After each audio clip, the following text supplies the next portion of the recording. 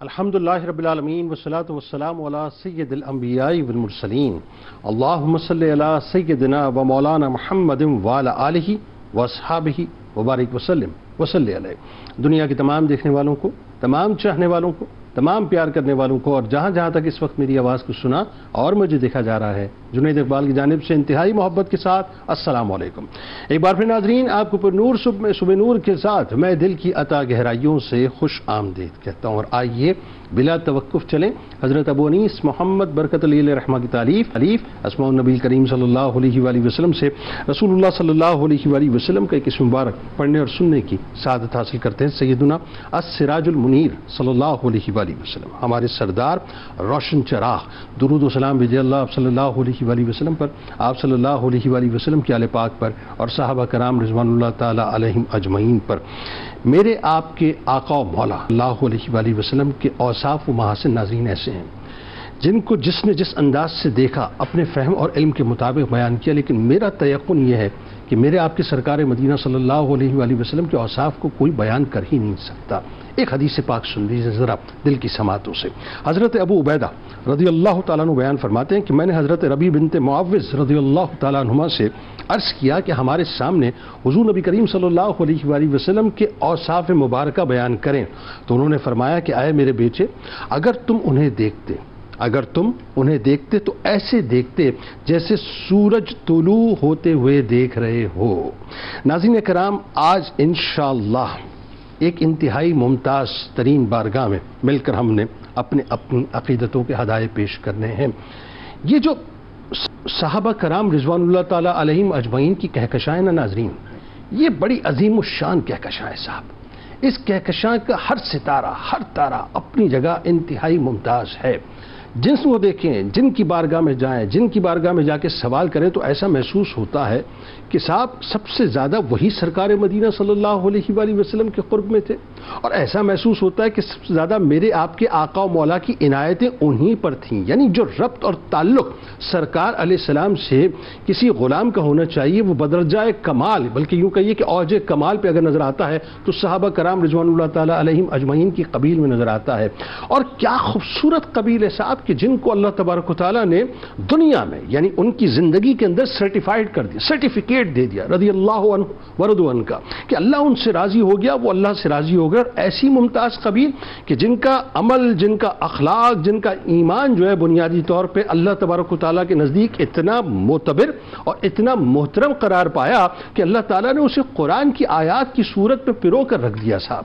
اللہ تبارک و تعالیٰ نے ان کو وہ ممتاز مرتبہ عطا کیا کہ مراتب بھی ان کے مراتب کو دیکھ کر رشک کرتے ہیں کہ رہتی دنیا تک کوئی اور قبیل ایسی نہ ہوگی جو صحابہ کرام رضوان اللہ تعالی علیہم اجمعین کی قبیلے کے دی بیسٹ کمپینینز جو ہو سکتے تھے اللہ تبارک و تعالیٰ نے اپنے محبوب کریم صلی اللہ علیہ وآلہ وسلم کے لیے چن لیے۔ دی بیسٹ فداکار جو ہو سکتے تھے اللہ تبارک و تعالیٰ نے اپنے محبوب کریم کے لیے چن لیے۔ دی بیسٹ وفادار جو ہو سکتے تھے اللہ تعالیٰ نے اپنے محبوب کریم صلی اللہ علیہ وآلہ وسلم کے لیے چن لیے۔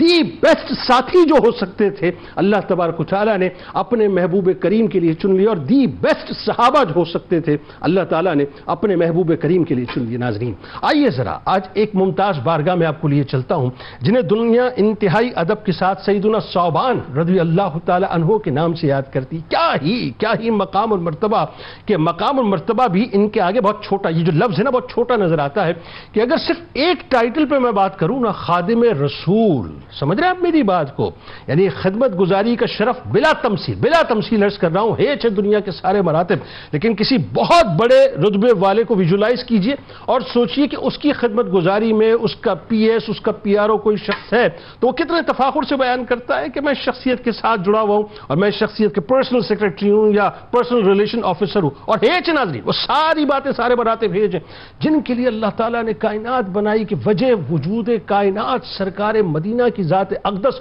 ان کی خدمت گزاری کے لیے جن نفوس قدسیہ کو چنا، ان میں ایک انتہائی مہکتا چمکتا دمکتا نام ہمیں حضرت ثوبان رضی اللہ تعالی عنہ کی صورت میں نظر آتا ہے، جو 8 ان موزنین میں شامل تھے کہ جنہیں موزن رسول کہا جاتا ہے۔ یہ آ گیا ان کا دوسرا تاج، دوسرا ٹائٹل کہ اللہ تعالیٰ نے وہ رفعت، وہ مقام عطا کیا کہ صاحب ابتدائی دور ہے، اور ابتدائی دور میں جن لوگوں کو یہ شرف نصیب ہوا کہ وہ اللہ اکبر کی صداؤں کو بلند کریں، جو حی علی الصلاح کی صداؤں کو بلند کریں، جو حی علی الفلاح کی صداؤں کو بلند کریں، ان میں اگر حضرت بلال حبشی رضی اللہ تعالیٰ عنہ موزنین کے امام نظر آتے ہیں تو اسی صف میں حضرت ثوبان رضی اللہ تعالیٰ عنہ تشریف فرما نظر آتے ہیں۔ میں ان کی عشق کی مہکار کی بات کروں صاحب تو ان کی عشق کی مہکار اتنی خوبصورت، اتنی دل فریب ہے کہ جس کو پڑھنے کے بعد آپ یقین مانیے میں تو اش کر اٹھا کہ ان کے صدقے ہمیں بھی ایک سعادت مل گئی ہے کہ سرکار کی بارگاہ میں آتے ہیں، کبھی کمزوری کے عالم میں ہے، لاغری کے عالم میں ہے، ذوف کا عالم ہے، چہرہ جو ہے وہ پیلا پڑا ہوا ہے، اب دریافت کرتے ہیں جو غموں کا مداوع کرنے والے ہیں کہ اے ثوبان تمہاری یہ حالت کیوں ہے؟ عرض کیا یا رسول اللہ صلی اللہ علیہ وآلہ وسلم آپ کو دیکھتا نہیں ہوں تو یہ کیفیت ہو جاتی ہے، اور آپ کی زیارت کر لیتا ہوں تو اس پر سکون ہو جاتا ہوں، لیکن سوچتا ہوں کہ مرنے کے بعد اللہ کی رحمت ہوگی تو جنت میں داخل ہوں گا، اور اگر نہ ہوا تو کیا، اور اگر داخل ہوں گا اب سوال کیا ہے، یعنی جنت ملنے کے بعد بھی سوال کیا ہے کہ یا رسول اللہ آپ کا دیدار ہو پائے گا کہ نہیں ہو پائے گا۔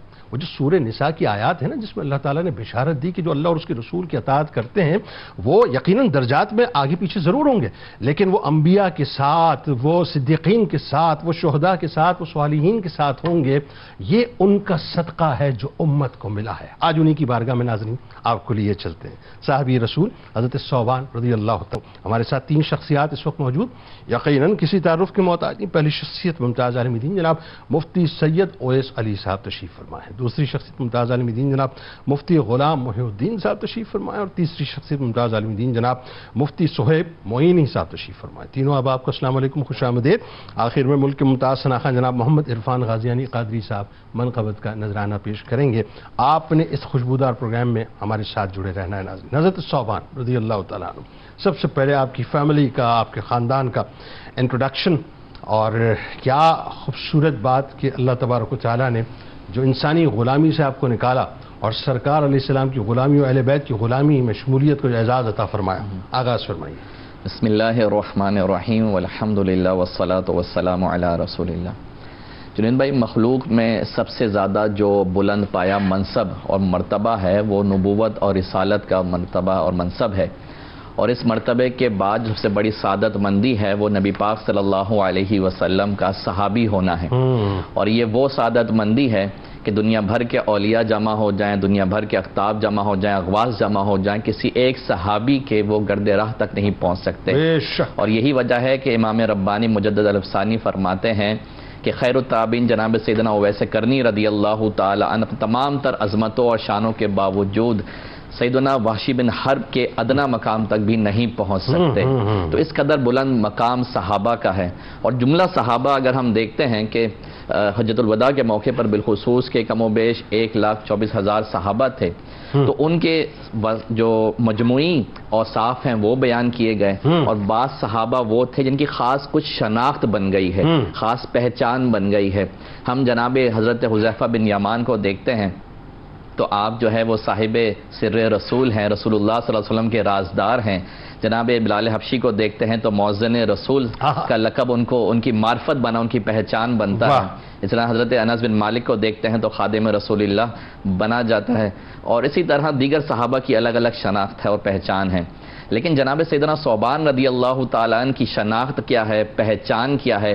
تو جنید بھائی، اس میں آپ جو بھی کتب احادیث ہیں وہ آپ دیکھیں، جو اسماء و رجال کی کتب ہیں وہ دیکھیں، علامہ ذہبی کی سیر اعلام النبلاء دیکھ لیں، اسی طرح الاصابہ ابن حجر عسقلانی کی دیکھ لیں، الاستیعاب دیکھ لیں، اسی طرح عزل الغابہ دیکھ لیں، جہاں کہیں بھی آپ دیکھیں گے، جہاں کہیں بھی اسماء و رجال کی گفتگو ہو رہی ہوگی اور جناب سیدنا ثوبان کا ذکر آئے گا تو وہاں جس لفظ کے ذریعے، جس لقب کے ذریعے، جن کلمات کے ذریعے آپ کی معرفت دی گئی ہے، آپ کی پہچان کروائی گئی ہے، آپ کی شناخت بیان کی گئی ہے، وہ ہے مولا رسول اللہ صلی اللہ علیہ وسلم۔ مولا رسول اللہ صلی اللہ علیہ وسلم، یعنی حضرت ثوبان کی جو پہچان ہے یہ کون ہے؟ یہ مولا رسول اللہ ہے۔ اب یہاں پر ایک مولا کا جو معروف معنی ہے وہ تو آقا اور سردار ہے۔ میں یہی سوال کرنا جی جی، وہ تو آقا اور سردار ہے، لیکن عربی کا یہی حسن ہے کہ بعض دفعہ لفظ ایک ہوتا ہے اس کے معنی مختلف ہوتے ہیں۔ تو یہاں ایک معروف معنی جو ہے آقا اور سردار یا مددگار وہ نہیں ہے، بلکہ یہاں مولا کا معنی ہے آزاد کردہ غلام، کیونکہ حضرت ثوبان رضی اللہ تعالی عنہ جو ہیں وہ اسیری کے بعد نبی پاک صلی اللہ علیہ وسلم نے آپ کو آزاد فرما دیا تھا، تو اس مناسبت سے آپ کے آزاد کردہ غلام حضرت ثوبان رضی اللہ تعالیٰ عنہ کہلائے جاتے ہیں۔ اور یہی آپ کی پہچان ہے کہ آپ دیکھیں جب بھی کوئی صحابی یا جب بھی کوئی تابعی حدیث لینے جا رہے ہیں تو وہ کہتے، یہ نہیں کہتے میں جناب ثوبان کے پاس جا رہا ہوں، کہتے کہ میں حضور کے غلام کے پاس جا رہا ہوں، یعنی غلام مصطفیٰ کے پاس جا رہا ہوں۔ بڑا شرف کیا ہے؟ اس سے بڑا کیا شرف ہوتا ہے؟ یعنی یہ وہ غلامی ہے جس پہ دو جہاں کی تاجداری ناز کرتی ہے۔ چنانچہ حضرت ثوبان رضی اللہ تعالیٰ عنہ کا اگر خاندانی تعارف ہم پیش کرتے ہیں تو ہمارے سامنے یہ بات آتی ہے کہ آپ کی جو کنیت ہے وہ ابو عبد الرحمن، اور ایک قول کے مطابق آپ کی کنیت جو ہے وہ ابو عبداللہ ہے۔ اسی طرح آپ کے والد کے نام کے بارے میں جو تاریخ میں بات ملتی ہے وہ یہ ہے کہ آپ کے والد کا نام جو ہے وہ بجدد تھا۔ اچھا، اس کا ایک تلفظ جو ہے وہ بجدد بھی ہے، لیکن بہرحال یہ کتب میں موجود ہے۔ اسی طرح حضرت ثوبان رضی اللہ تعالی عنہ کا جو آپ خاندان کا تعلق دیکھتے ہیں تو اس میں بھی ہمیں دو روایات ملتی ہیں۔ ایک روایت کے مطابق یمن کے ایک خاندان حمیر سے آپ کا تعلق تھا، اور اسی طرح ایک قول کے مطابق جو مزحج جو ایک قبیلہ ہے اس کی ایک شاخ تھی سعد العشیرہ، اس سے آپ کا تعلق ہے۔ میں اگر غلط نہیں تو کچھ کنیکٹیویٹی طبہ ہمیری سے ملتی ہے آپ کی، مطلب ہمیر کی، کیونکہ علاقہ وہی ہے، علاقہ وہی ہے تو موسٹ پروبیبلی وہیں سے آپ کی جو ہے لینیج مطلب وہ پھر غلامی کا رنگ ایسا ہی ہو سکتا ہے نا، وہ بھی 1000 سال پہلے اپنی غلامی کا دم بھر کے گئے تھے، تو غلامی تو پھر ایسی ہوتی ہے، ایسی ہی ہوتی ہے۔ اسی طرح تو یہ آپ کا ایک خاندانی تعارف ہے، اور اگر آپ کے علاقائی نسبت اور علاقائی تعلق اور جغرافیکل جو آپ کی پوزیشن ہم دیکھتے ہیں، جو برتھ پلیس دیکھتے ہیں، تو وہ مکہ اور یمن کے درمیان کا علاقہ السرا ہے جہاں سے آپ کا تعلق ہے۔ اسی طرح بالخصوص جس کا آپ نے ذکر کیا کہ حضور علیہ السلام کی غلامی میں آنا اور بڑا شرف پانا، وہ کیا معاملہ تھا؟ وہ معاملہ دراصل یہ تھا کہ حضرت ثوبان رضی اللہ تعالی عنہ جب غلام تھے اور آپ کو گرفتار کر کے حضور کی بارگاہ میں لایا گیا تھا، تو وہاں نبی پاک صلی اللہ علیہ وسلم جو کمال شفقت فرمانے والے ہیں، جو غلاموں کو نوازنے والے ہیں، جو اپنوں کو نوازنے والے ہیں، غیروں کو نوازنے والے ہیں، اس لیے فرمایا نا کہ سرکار میں نہ لا ہے نہ حاجت اگر کی ہے۔ تو وہاں پہ حضرت ثوبان رضی اللہ تعالیٰ پہ کرم کی جو بارش ہے اس قدر برستی ہے یا اس انداز میں برستی ہے کہ حضور علیہ السلام آپ کو آزاد کرنے کے بعد کیا فرماتے ہیں؟ فرماتے ہیں کہ ان شئت ان تلحق بمن انت منہم، کہ اگر تم چاہو تو تم انہی کے ساتھ ہو جاؤ جن سے تمہارا تعلق ہے، تمہارے گھر والے ہیں، یعنی آزادی کا مجدہ یوں جاری کر رہے ہیں کہ تم ان کے ساتھ ہو جاؤ، تمہارے گھر والے ہیں۔ اور فرمایا وَإِن شِئْتَ أَن تَكُونَ مِنَّ أَهْلَ الْبَيْتِ، اور اگر تم چاہو تو ہمارے ساتھ ہمارے اہل بیت میں شامل ہو۔ اس قدر بڑی سعادت مندی، اس سے بڑی کیا سعادت مندی ہو سکتی ہے کہ کسی کو حضور کی بارگاہ سے یہ کلمات مبارکہ مل رہے ہوں کہ ہمارے گھر والوں میں شامل ہو جاؤ، ہمارے اہل بیت میں شامل ہو جاؤ۔ تو حضرت ثوبان رضی اللہ تعالیٰ نے آپ علیہ السلام کے اہل بیت میں ہونا شامل ہونا، ان سے زیادہ عقل مند ہستیاں کوئی نہیں اس کائنات، ان سے زیادہ عقل مند ہے نہیں، دیکھیں نا، مطلب اور ان سے زیادہ کریم کوئی نہیں۔ عقل مندی ایسی کہ معلوم ہے کہ گھر والوں کے ساتھ رہوں گا تو لیکن ان گھر والوں کے ساتھ رہوں گا تو اصل گھر والے تو وہ ہیں، بات یہ جنت والے وہ ہیں، اور بازار مصطفیٰ میں فروغ خریدار جو ہے مصطفیٰ کریم صلی اللہ علیہ وسلم ہوئے، تو ایک قربانی اپنے گھر والوں کی دی۔ تو سرکار علیہ السلام کی کرم کی بات دیکھیں کہ اس کائنات کے جو سب سے عظیم گھر والے ہیں ان میں جو ہے وہ آپ کو شامل کر دیا۔ اچھا، اب ذرا آئیے، جو بڑی ایک جسے کہیے کہ ایک اور سپرلیٹو ڈگری آپ کے ساتھ لگی ہوئی ہے، مؤذن رسول ہونے کا جو شرف آپ کو صلی اللہ علیہ وآلہ وسلم ملا، اور پھر اگین وہی بات کہ سرکار علیہ السلام کی بارگاہ میں ہر ایک کا منصب اور مقام، کسی نے وضو کا پانی پیش کیا، کسی نے نالین مبارک کو جو ہے وہ اپنی آنکھوں سے مطلب جو ہے وہ اپنی آنکھوں پر سجا کر رکھا، سر اقدس پہ سجا کر رکھا، ہر ایک کا مقام۔ آپ کو جو مطلب ایڈمنسٹریٹو پوائنٹ آف ویو سے جتنا مطلب آپ کے اوپر ذمہ داریاں تھیں وہ بتائیے، اور سرکار کا جو آپ پر اعتماد تھا اس پہ بات کی۔ بسم اللہ الرحمن الرحیم۔ یہ مبارک ذکر جو ہو رہا ہے، اس میں ایک بات بہت بنیادی سمجھ آتی ہے کہ خدمت سے بہت کچھ ملتا ہے. تو آج نوجوان نسل کو یہ دیکھنا چاہیے کہ اگر ہم آج بھی اپنے ارد گرد میں جو بزرگ ہستیاں ہیں ان کی خدمت کریں تو اس سے بہت کچھ ملتا ہے. یقین یہ تعلیمات نبوی صلی اللہ علیہ وسلم سے ہمیں نظر آ رہا ہے. چنانچہ حضرت سیدنا ثوبان رضی اللہ تعالیٰ عنہ کے القابات میں سے خادم رسول کا لقب موجود ہے، مؤذن رسول کا لقب موجود ہے. 8 خوش نصیب صحابہ میں آپ شامل ہیں جنہیں اللہ کے رسول نے مؤذن ہونے کا شرف عطا کیا. اذان دینا ایک بہت بڑی امانت ہے، ایک بہت بڑا منصب ہے. اللہ کے رسول سید عالم صلی اللہ علیہ وسلم کا مؤذن ہونا یہ بہت بڑا، آپ صلی اللہ علیہ وسلم نے ان کو ایک خطاب عطا فرمایا. چنانچہ فجر کی نماز کا وقت تھا اور وقت طلوع ہونے والا تھا، تو آپ نے عرض کیا یا رسول اللہ میں اذان دوں؟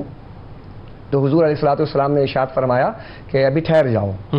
تو پھر کہا کہ یا رسول اللہ اذان دوں؟ آپ نے فرمایا ٹھہر جاؤ. پھر تھوڑی دیر بعد ہاں پھر تیسری مرتبہ انہوں نے کہا تھوڑی دیر کے بعد، تو کہا کہ یا رسول اللہ اذان دوں؟ تو آپ نے فرمایا کہ ہاں جب صبح ہو جائے نا تو پھر اذان دینا. تو آپ نے انہیں صبح کے وقت کی تعلیم سکھائی کہ اذان تم نے کس وقت دینا ہے. گویا کہ آقا کریم علیہ الصلوۃ والسلام جو اپنے اصحاب کو کوئی چیز نامینیٹ کرتے تھے تو اس کے ساتھ پورا کی پوری تعلیمات جو ہے ان کو کنورٹ کرتے تھے، انہیں بتاتے تھے. چنانچہ آپ نے پھر فجر کی اذان دی. اس کے بعد ہم دیکھتے ہیں آپ کا ایک بہت بنیادی جو ایک منصب تھا کہ گھر والوں کے ساتھ قربت. دیکھیں جنید بھائی، ہم اپنے گھر والوں کے قریب کسے کرتے ہیں؟ جس پہ ہمارا بڑا اعتماد ہوتا ہے. ایگزیکٹلی میری بات. ہاں، بھروسہ ہوتا ہے. اگر اعتماد نہ ہو، بھروسہ نہ ہو تو آپ اپنے قریب کسی کو قریب بھی نہ کریں. آج کے زمانے میں تو اپنے سائے پر بھی کسی کو بھروسہ نہیں ہے. بالکل. اور اللہ کے رسول سید عالم کا گھر ہے اور اس گھر کی جو ہے ذمہ داریاں اور انتظامی امور کی ذمہ داریاں اگر حضور کسی کو سپرد کر رہے ہیں تو حضور ان پر کتنا اعتماد فرماتے ہیں. واہ. اور عالم یہ ہے کہ ایک دن کیا ہوا کہ آقا فرماتے ہیں کہ ثوبان ادھر آؤ، میری بیٹی چہیتی بیٹی ہے فاطمہ الزہرا، تم جاؤ ذرا جا کر جو ہے اسب کا ایک ہار اور ایک جو نا آج یعنی ہاتھی کے دانت کے جو ہوتے ہیں اس کے کنگن بنائے جاتے تھے خاص طور پر.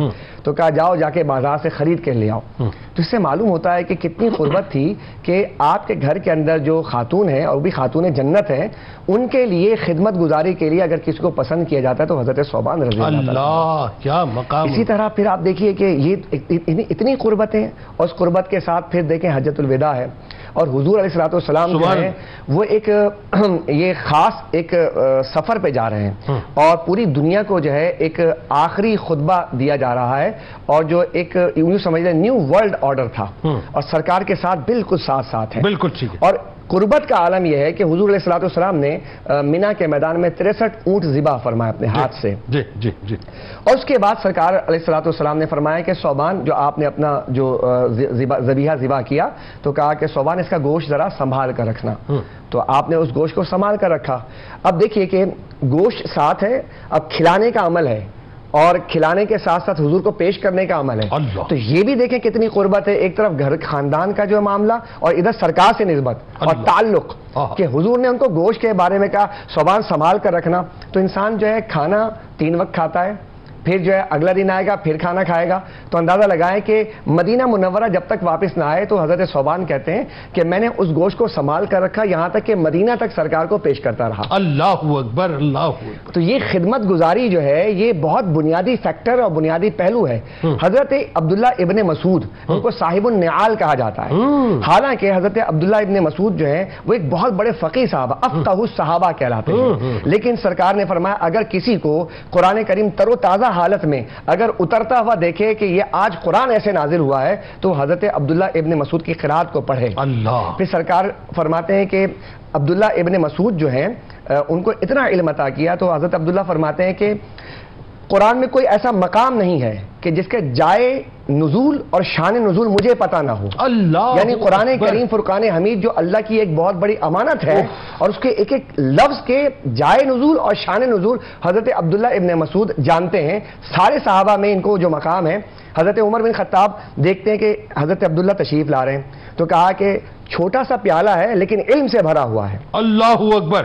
اور پھر جب آپ نے ان کو کوفہ بھیجا اور کوفہ کہا کہ جاؤ کوفہ میں علم پھیلاؤ، تو جب حضرت سیدنا عمر جب کوفہ واپس گئے تو آپ نے علم و عرفان سے اتنا بھر دیا تھا کہ آپ نے فرمایا جمجمۃ الاسلام، قبۃ الاسلام. کوفہ جو ہے وہ اسلام کی کھوپڑی ہے، اسلام کا قبہ ہے. یہ کس نے بنایا؟ حضرت عبداللہ ابن مسعود نے. بتانے کا مقصد یہ تھا کہ عبداللہ ابن مسعود کو یہ مقام کیسے ملا. حالانکہ اور بھی صحابہ تھے، تو کثرت صوم و صلات سے نہیں ملا، بلکہ صحابہ کرام فرماتے تھے یہ صاحب النعال ہیں، یہ حضور کی جوتیاں پہناتے تھے، حضور کی جوتیاں اتارتے بغل میں، اور جو ہے نالین شریف وہ رکھا کرتے تھے، حضور کا بستر بچھایا کرتے تھے، حضور کو مسواک دیا کرتے تھے. تو معلوم کیا ہوا کہ جو حضور کے ساتھ یہ تعلق رکھتا تھا اللہ نے انہیں یہ مقامات عطا فرمائے ہیں. سبحان اللہ. بہت خوبصورت، بڑی رچاؤ سے گفتگو آپ دونوں آپ نے فرمائی. اب ذرا آئیے سرکار علیہ السلام کی تعلیمات کے ریفلیکشن پہ بات کرتے ہیں.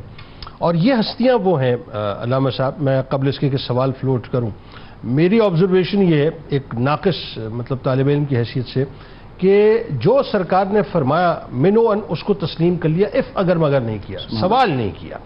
آپ دیکھیے کہ آپ کی شخصیت کی جو ایک کنسٹرکشن کی سرکار علیہ السلام نے کہ جو آپ نے تعلیم فرمائی کہ کسی سے سوال نہ کرنا، تو انتہائی باوقار شخصیت بن کے آپ ابھرے اور پھر کسی سے آپ نے سوال نہیں کیا. وہ جو واقعہ ذرا اس کی طرف میں چاہتا ہوں آپ لے کے چلیں ہمیں.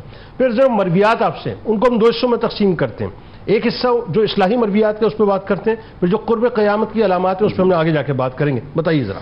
بسم اللہ الرحمن الرحیم.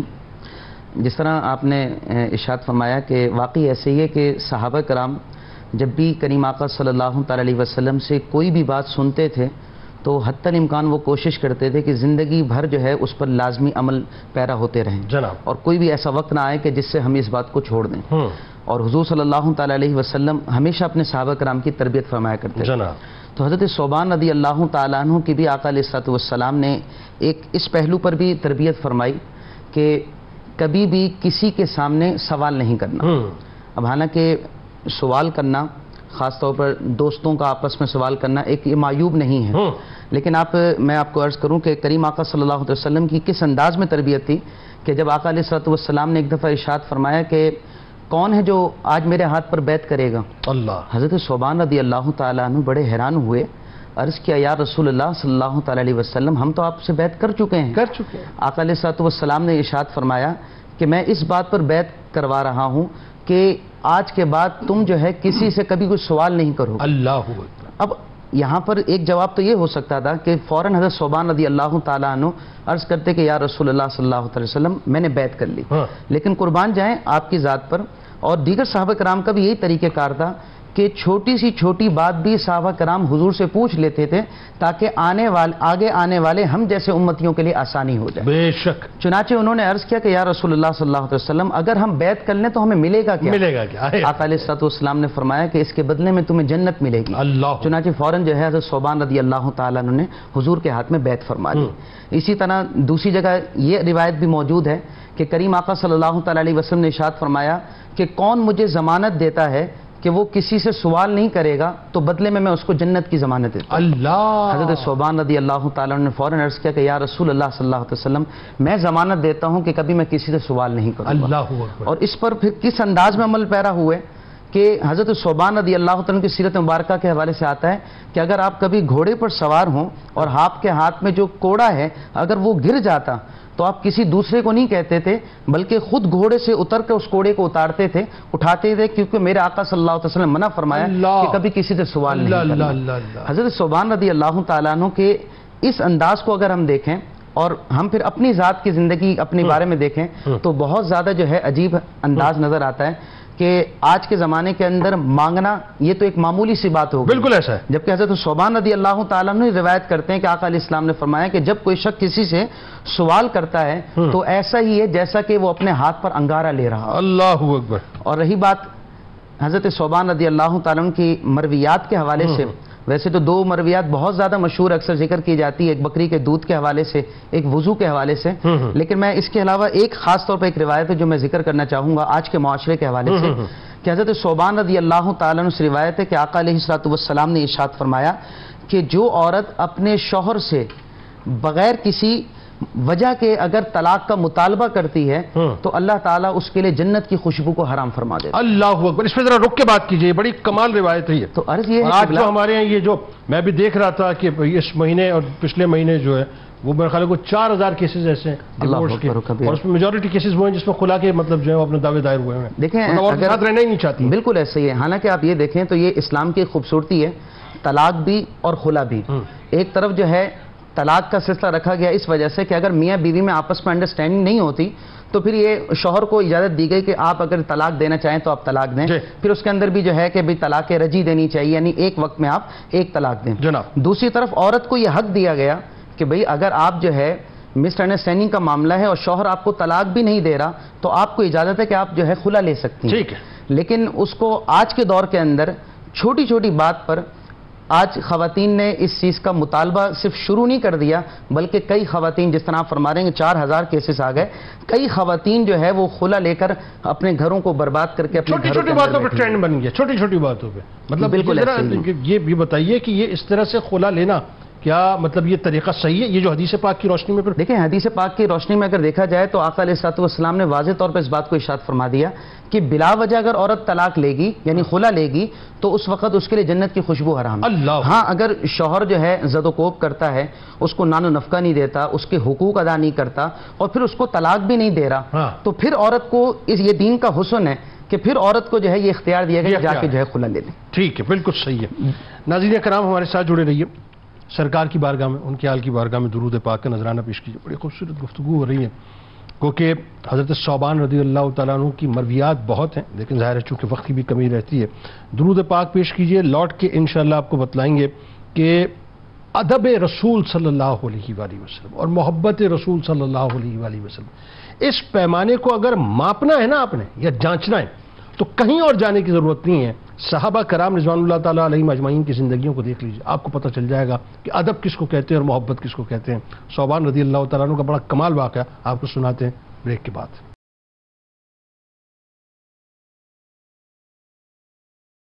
جناب، ایک بار پھر میں آپ کو خوش آمدید کہتا ہوں۔ مؤذن رسول، خادم رسول حضرت ثوبان رضی اللہ تعالیٰ عنہ کا ذکر پاک ناظرین، ایک گزارش میں آپ سے کرنا چاہتا ہوں، ذرا کراس چیک کیجئے گا آپ تمام لوگ، ہم سب مل کے اپنے اوپر ایک کراس چیک لگاتے ہیں اور چیک کیجئے کہ ہماری خلوتیں کتنی پاک ہیں۔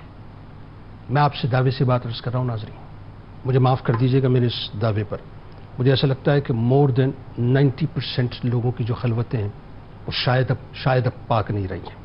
اس روایت کو ذرا توجہ سے سن لیجئے، حضرت ثوبان رضی اللہ تعالیٰ عنہ بیان کرتے ہیں، سرکار مدینہ صلی اللہ علیہ وآلہ وسلم نے فرمایا کہ میں یقیناً اپنی امت کے ایسے لوگوں کو جانتا ہوں جو قیامت کے روز ایسی نیکیاں لے کر آئیں گے جو تہامہ پہاڑوں کی مانند روشن ہوں گی۔ تب توجہ کیجئے ناظرین کہ وہ کتنی عظیم ترین نیکیاں ہوں گی۔ فرماتے لیکن اللہ تعالیٰ ان کی ان نیکیوں کو ہوا میں اڑتے ہوئے چھوٹے چھوٹے ذرات کی مانند اڑا دے گا۔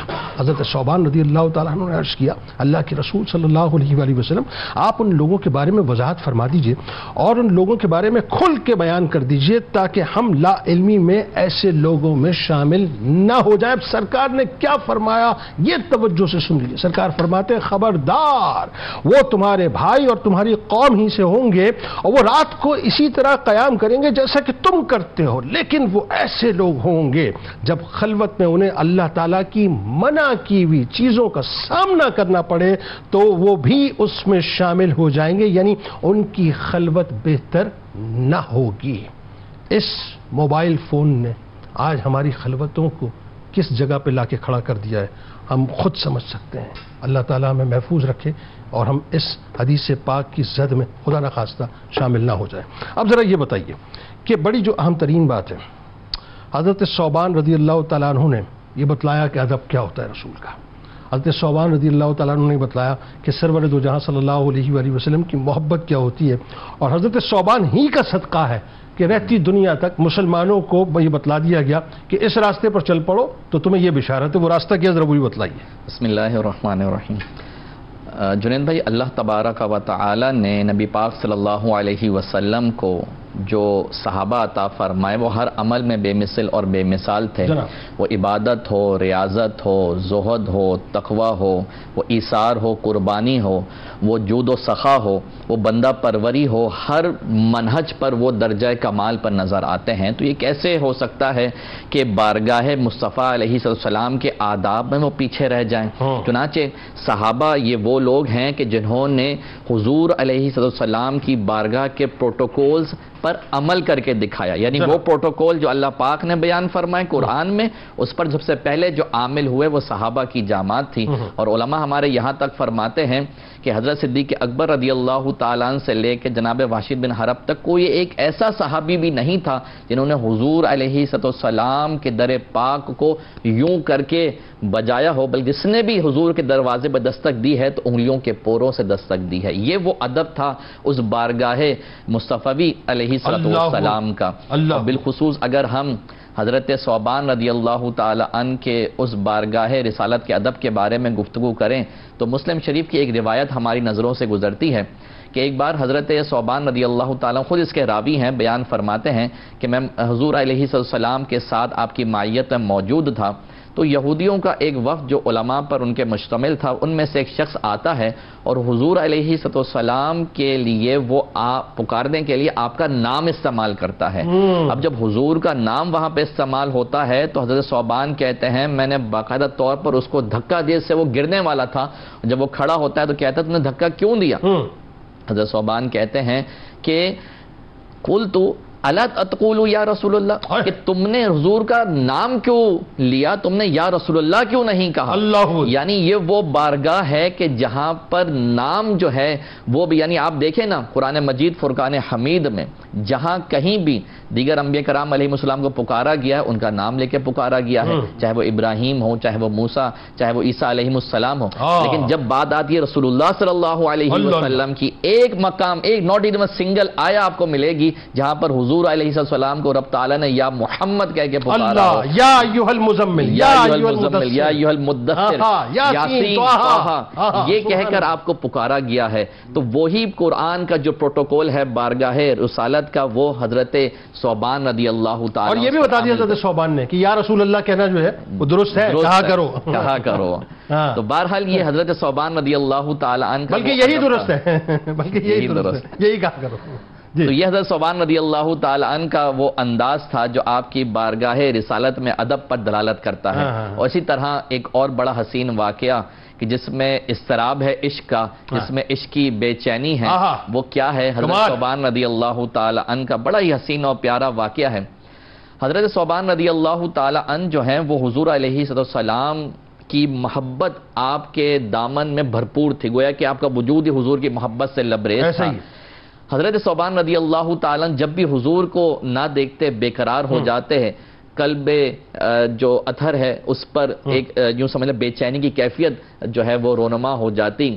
چنانچہ ایک روز بارگاہ رسالت میں حاضر ہوتے ہیں، اور حاضر ہوتے ہیں لیکن انداز یہ ہوتا ہے کہ آپ کا جو چہرہ ہے وہ زرد ہوا ہے، طبیعت نڈھال ہے. تو حضور علیہ السلام اپنے اس عاشق زار سے سوال کرتے ہیں کہ اے ثوبان کیا معاملہ ہے؟ حضرت ثوبان رضی اللہ تعالیٰ عنہ جو ہے اپنے دل کی کیفیت اور اپنی بے چینی کو ان الفاظ کا جامع دیتے ہیں، عرض کرتے ہیں بارگاہ رسالت میں یا رسول اللہ صلی اللہ علیہ وسلم، بات دراصل یہ ہے کہ نہ میں بیمار ہوں، نہ میری طبیعت خراب ہے، نہ ہی کوئی مجھے عارضہ ہے. بات دراصل یہ ہے کہ آج کبھی بھی جب ہم بے چین ہوتے ہیں، آپ کی بارگاہ میں آتے ہیں، آپ کے چہرہ والضحیٰ کو دیکھ لیتے ہیں، ہمارے سب رنج و غم دور ہو جاتے ہیں. لیکن جب فکر آخرت آتی ہے اور یہ فکر دامنگیر ہوتی ہے کہ وہاں جب بارگاہ، جب جنت میں ہم جائیں گے اللہ پاک کے فضل سے، اس کی عطا سے جب جنت میں جائیں گے تو وہاں پر تو حضور علیہ السلام کا مقام و مرتبہ تو بہت ہی ورا الورا ہوگا. آپ تو امام الانبیاء ہیں، آپ کا تو مرتبہ بہت ہی اعلیٰ ہوگا، جبکہ ہمارا معاملہ یہ ہوگا کہ ہم جو ہے وہ کسی نچلے طبقے میں ہوں گے جنت کے. تو حضور علیہ السلام کی زیارت کیسے کریں گے؟ تو حضرت ثوبان رضی اللہ تعالی عنہ کی اس گزارش پر نبی پاک صلی اللہ علیہ وسلم خاموش ہوئے.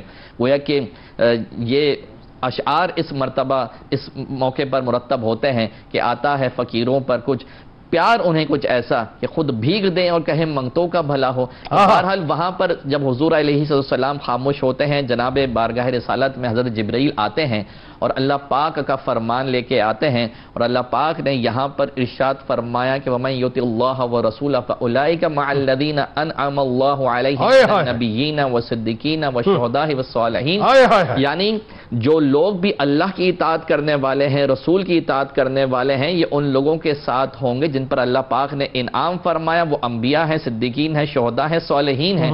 یعنی حضرت ثوبان کو یہ مجدد جاری ہو گئے کہ تمہیں پریشان ہونے کی ضرورت نہیں ہے، جنت میں تم بھی ہمارے ساتھ. سبحان اللہ. اور انہی کے صدقے میں آج جتنے جملہ امتی ہیں وہ حضور علیہ السلام کی صحبت میں معیت میں ہوں گے. یعنی اللہ اور اس کے رسول صلی اللہ علیہ وسلم کی اتباع کر لیجئے، جی درجات میں آپ کہیں بھی ہوں گے ان کی انشاءاللہ جو ہے معیت کے اندر ان کی نظر کرم میں ہوں گے کہ جس کی تذکیر سے روتے ہوئے ہنس پڑیں، اس تبسم کی عادت پہ لاکھوں سلام.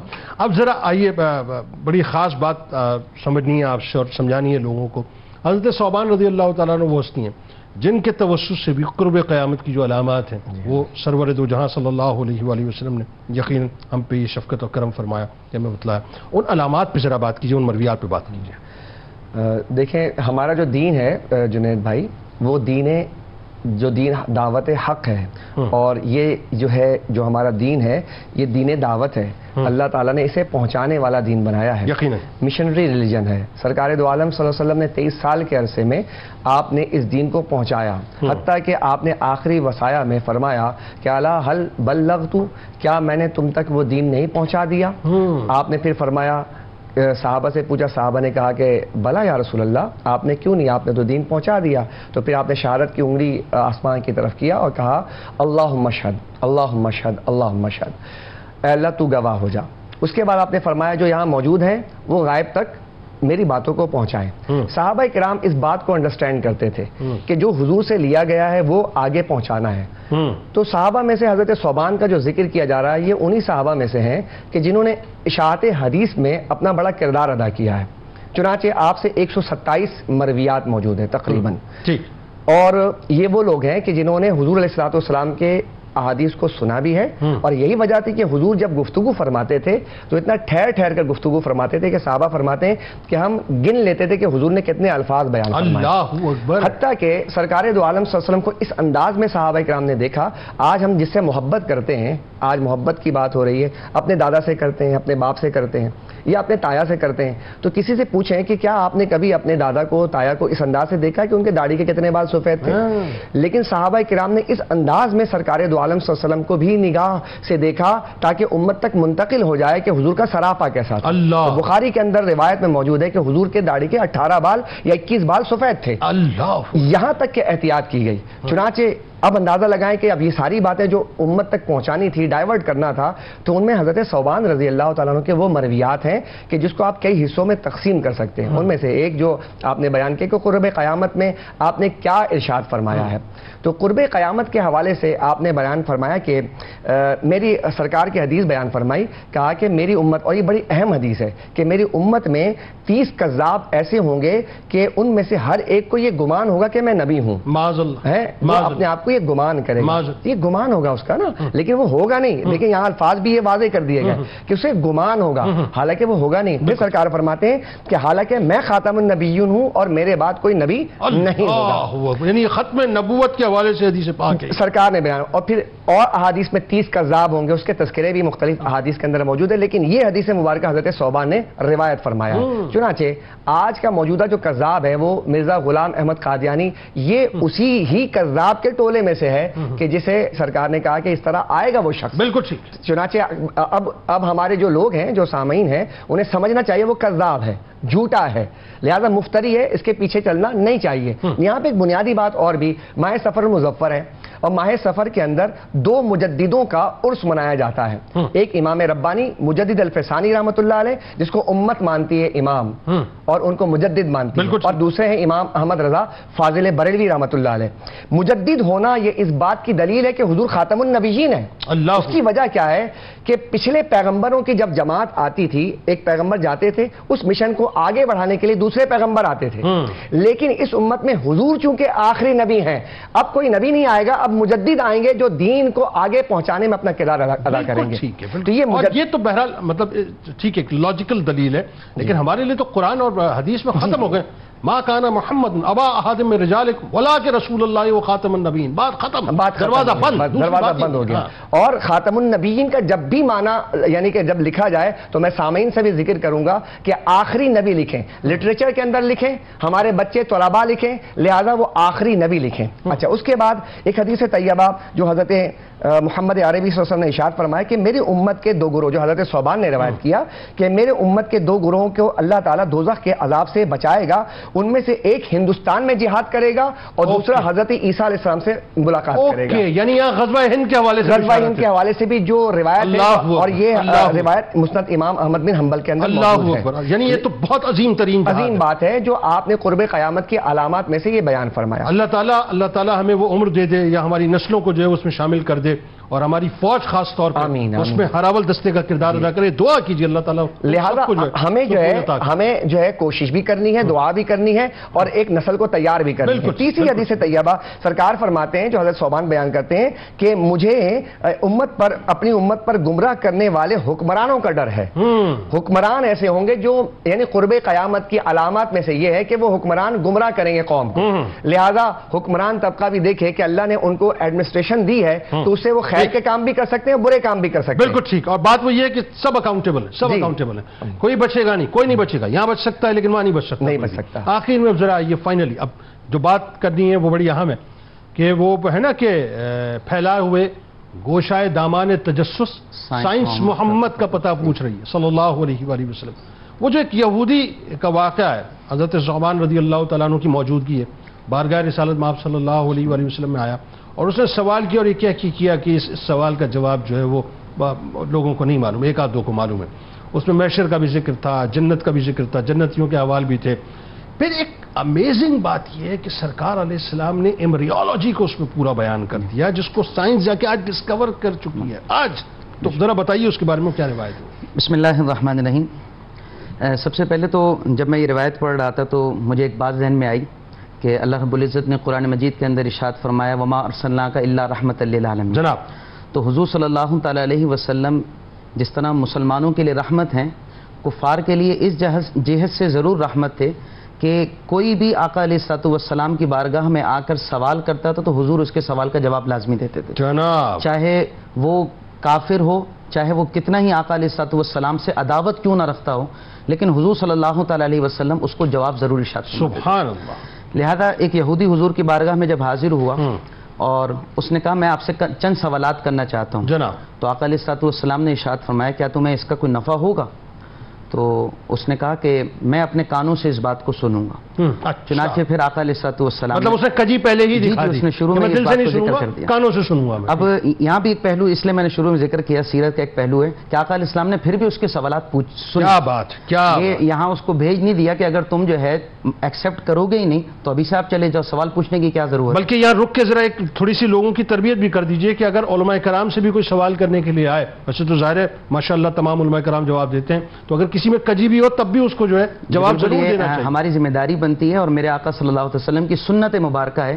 بلکہ اپنوں کو جواب دینا تو کوئی بڑی بات نہیں ہے، کمال تو یہ ہے کہ کوئی بندہ آپ سے نفرت کرتا ہے اس کو اچھے انداز میں آپ جواب دیں. تو یہودی جب حضور کی بارگاہ میں آیا، اس نے سوال کیا. آقا علیہ الصلوۃ والسلام نے جب اس کو پہلے کہا کہ نفع دے گی تمہیں بات، کہا میں کانوں سے سنوں گا. تو حضور نے اپنی چھڑی جو ہے، آپ کے پاس ایک چھڑی تھی، آپ نے اس سے ایک لکیر کھینچی اور فرمایا سل ما شئت، پوچھو جو چاہتے ہو. اور یہ حضور صلی اللہ علیہ وسلم کی وسعت علمی ہے. اللہ. اور جیسے فتن کی بات کی جائے یا اس طرح کی دیگر روایتیں جتنی بھی ہیں، ان تمام کو دیکھا جائے تو ان تمام میں وسعت علمی آقا علیہ الصلوۃ والسلام کی ثابت یعنی پوچھ اب غیب کے سارے پردے کھل گئے. سبحان اللہ. تو آقا علیہ الصلوۃ والسلام نے اس کو کہا کہ پوچھو، سوال کرو. تو اس نے سب سے پہلے جو ہے وہ سوال یہ کیا آقا علیہ الصلوۃ والسلام سے کہ جس دن یہ آسمان اور زمین ختم ہو جائیں گے تو اس وقت لوگ کہاں ہوں گے؟ آقا علیہ الصلوۃ والسلام نے فرمایا کہ پل صراط کے قریب ایک اندھیرے کے مقام پر لوگ موجود ہیں. اللہ. کہا کہ سب سے پہلے پل صراط کو پھر کراس کون کرے گا؟ یہ دوسرا سوال تھا.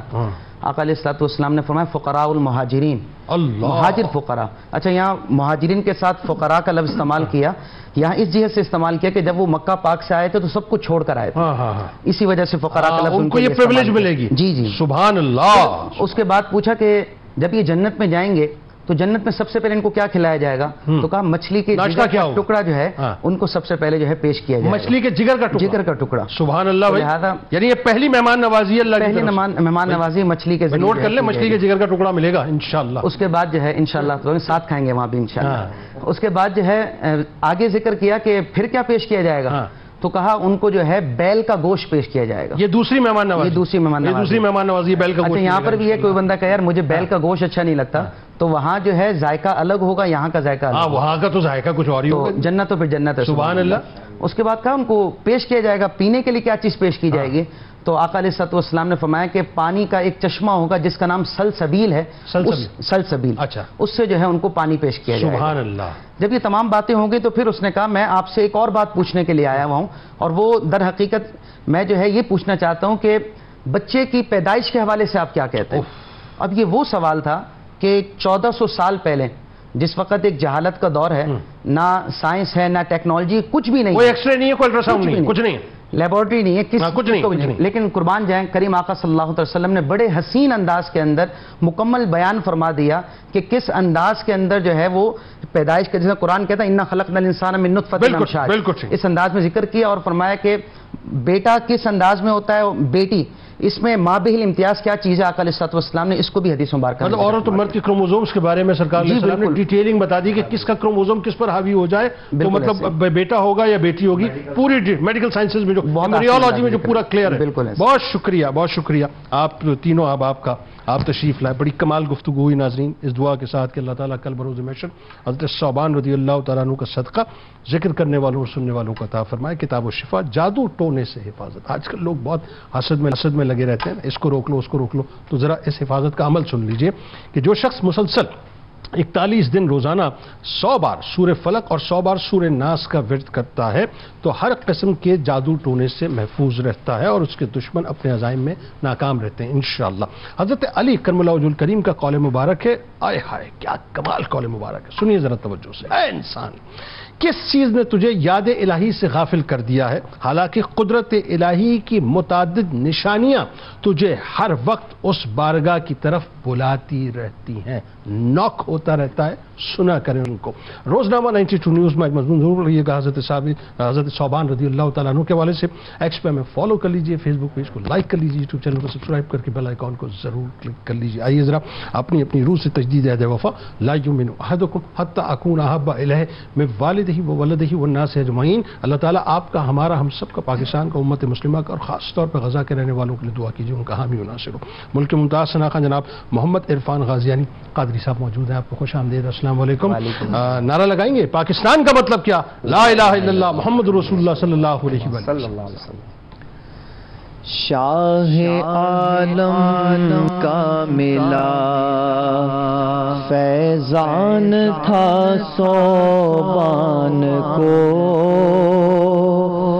شاہ عالم کا ملا فیضان تھا ثوبان کو، پاس آداب نبی ہر آن تھا ثوبان کو، پاس آداب نبی ہر آن تھا ثوبان کو، خدمت سرکار کی ان کو سعادت تھی ملی، خدمت سرکار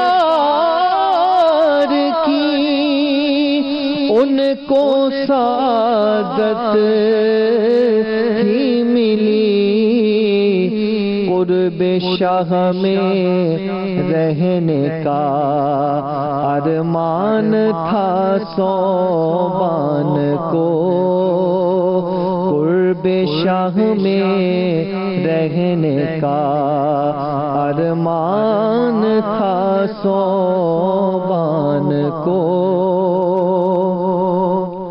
خلد کی پائی بشارت بیعت سرکار سے،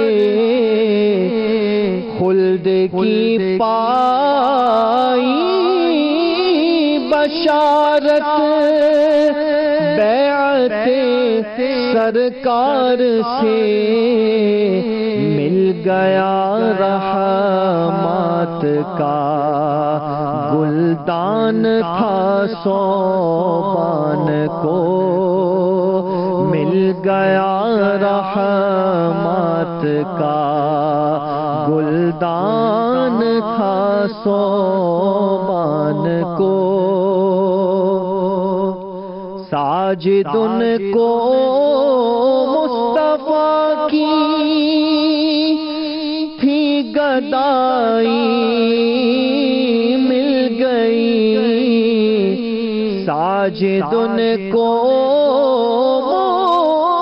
مصطفیٰ کی تھی گدائی مل گئی، اس غلامی پر ہمیشہ مان تھا صوبان کو، اس غلامی پر ہمیشہ مان تھا صوبان کو، شاہ عالم کا ملا فیضان تھا صوبان